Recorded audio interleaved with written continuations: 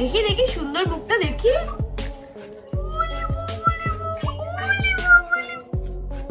দেখো দেখো ইউভান, দেখো Yuvan, Yuvan look at me.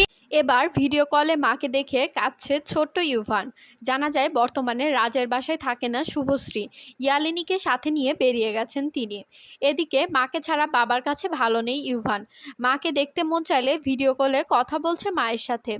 এবার মায়ের সাথে কথা বলতে গিয়ে কেঁদে ফেলে সে। সেই মুহূর্ত শেয়ার করে রাজ লেখেন, ইউভানের কষ্ট আমি আর সহ্য করতে পারছি না। এদিকে শুভশ্রীর ইউভানকে এভাবে ফেলে রেখে চলে যাওয়া দেখে অনেকে অনেক নেগেটিভ মন্তব্য করে চলেছে। তাদের মধ্যে থেকে কেউ বা বলেছে শুভশ্রীর ছেলে মেয়ের কথা অন্তত চিন্তা করে ফিরে আসা দরকার।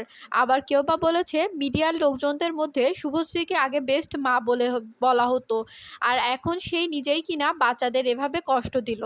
আবার কেউ বা লিখেছে ইউভান ইয়ালিনীর কথা ভেবে সত্যিই খারাপ লাগছে।